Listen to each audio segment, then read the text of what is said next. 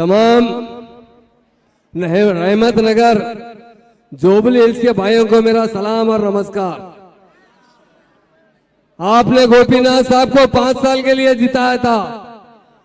आज कांग्रेस हमारे सामने झूठे वायदे कर कर तेलंगाना के लोगों को धोखा देकर,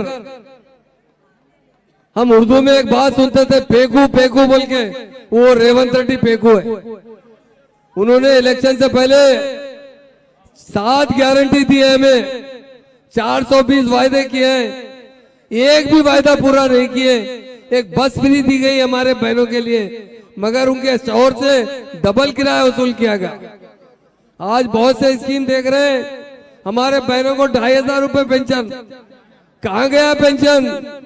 रेवंत रेड्डी से पूछना चाहता हूं, धोखा देकर चीफ मिनिस्टर बनते हैं, धोखेबाज चीफ मिनिस्टर कभी भी हमारी तेलंगाना को तरक्की नहीं दे सकते। हमारे महान और महात्मा लीडर केसीआर साहब ने तेलंगाना भी हासिल किया और तेलंगाना के अवाम को कार में बिठाने की कोशिश की, मगर रेवंत रेड्डी साइकिल भी देना नहीं चाहते, पैदल भी जाना चाहते हैं। ये रेवंत रेड्डी है। कभी भी कांग्रेस 1-2 साल नहीं 50 साल हमारी तेलंगाना में हुकूमत की, हमारे साथ धोखा किया गया। 1953 में तेलंगाना को आंध्रा में मिलाया गया, यही कांग्रेस थी। जब हमारे केसीआर साहब ने मरण बैठा 9-11 दिन के लिए, तो जब तेलंगाना का ऐलान हुआ, चिदम्बरम साहब कहा Telangana process will be start. ये महान और महात्मा लीडर केसीआर साहब है, तेलंगाना आवाम के गॉडफादर है। हमारे बहनों के लिए मैं कहना चाहता हूँ, केसीआर साहब ने सुनीता मैडम गोपीनाथ साहब की अहलिया को टिकट दिया है। हमारा फर्ज बनता है, आज जब हम यहाँ देख रहे हैं सरों का समंदर, तो हमारी बहनें बहुत ज्यादा है। ये बहनों के लिए तेलंगाना लाए और बहनों को तरक्की दिलाना हमारे केसीआर साहब का जो इरादा है, उसे हम कामयाब करने के लिए फिर से एक बार केसीआर साहब को चीफ मिनिस्टर बनाना चाहिए। और मैं तमाम रहमताबाद के भाइयों बहनों से कहना चाहता हूँ, केसीआर साहब ने आपके लिए इतने स्कीम लाए, कोई आदमी गरीब आदमी कभी भी परेशान नहीं रहा। केसीआर साहब के जमाने में हमारे जेब में पैसे थे और आज पूरे पैसे गायब हो गए। रेवंत रेड्डी पूरा चकले लगा दिए हमारी स्टेट को और आज गरीब स्टेट बना दिए। हमारे भाई हमेशा खुशहाल जिंदगी गुजारते थे। हमारे बहनों के लिए केसीआर साहब ने इतने स्कीम लाए, उन्होंने 200 से 2000 पेंशन किया, तो रेवंत रेड्डी 4000 का वायदा किए, कभी भी कोई वादा पूरा नहीं किया गया। ये स्कूटी देखिए, अगर सोनिया मैडम नहीं प्रियंका मैडम आके गए कि हम तमाम बहनों बच्चियों को स्कूटी देंगे, कहाँ गई स्कूटी, कहाँ गई? हर तरीके से हमें वायदे किए गए, सारे के सारे झूठे वायदे किए गए।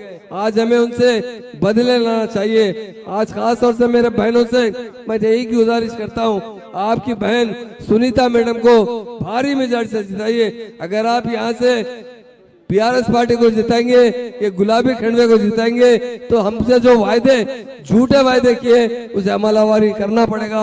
तमाम वायदे हम दिला कर रहेंगे। ये हमारे महान लीडर केसीआर साहब एक महान इंसान है और केटी रामाराव एक डायनामिक लीडर है, अभी कुछ देर में आएंगे, आपको बताएंगे कि कितने वायदे रेवंत रेड्डी ने किया है। रेवंत रेड्डी हर एक के साथ कोई इंसान नहीं छूटा, हर एक को वायदे किए गए, बस सारे के सारे झूठे वायदे किए।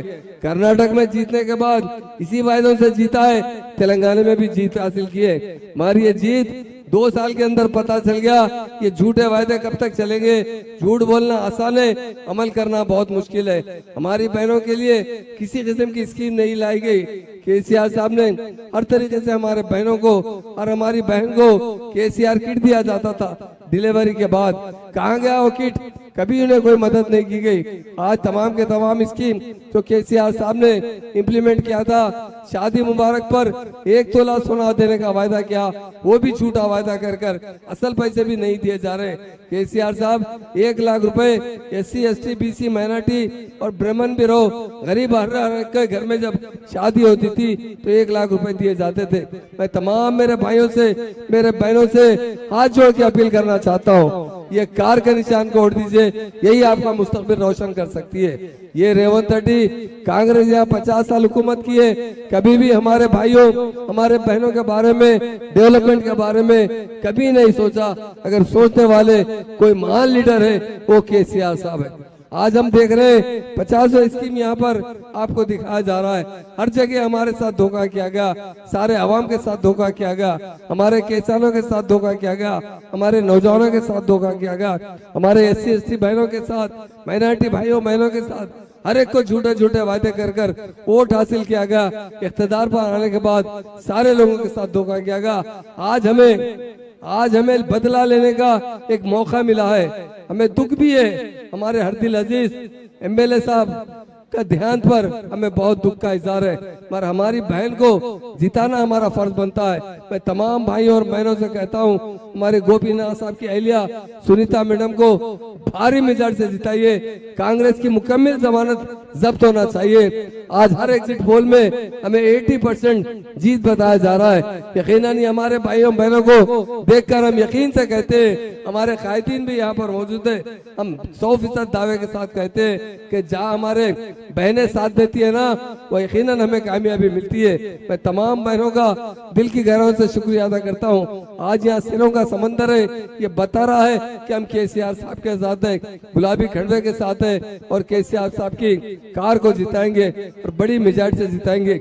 मैं तमाम मेरे भाइयों बहनों से यही अपील करना चाहता हूँ कि कांग्रेस की जमानत नहीं बचना चाहिए, इतनी बुरी तरह से शिकस्त होना चाहिए, क्योंकि झूठ बोलने वाले को तेलंगाना में कहीं भी इज्जत नहीं है। और ये चीफ मिनिस्टर एक झूठा चीफ मिनिस्टर है। एक तरफ बीजेपी की पॉलिसी पर चलते हैं, दूसरी तरफ मोदी साहब को अपने बड़े भाई कहते हैं, और एक तरफ है कि राहुल गांधी साहब मोदी साहब को तरह तरह के बातें करते हैं। ये कभी भी इनकी जो पॉलिसी है, डोगली पॉलिसी, ये इस तेलंगाना को बर्बाद कर रही है। इसलिए मेरे भाइयों बहनों से मैं अदबन गुजारिश करता हूँ, हमारे महान और महात्मा लीडर KCR साहब के हाथ मजबूत कीजिए, KTR साहब के हाथ मजबूत कीजिए, ताकि आने वाला तेलंगाना, आने वाला वक्त हमारे लिए बहुत सुरगुर रहेगा और हम बहुत तरक्की करेंगे।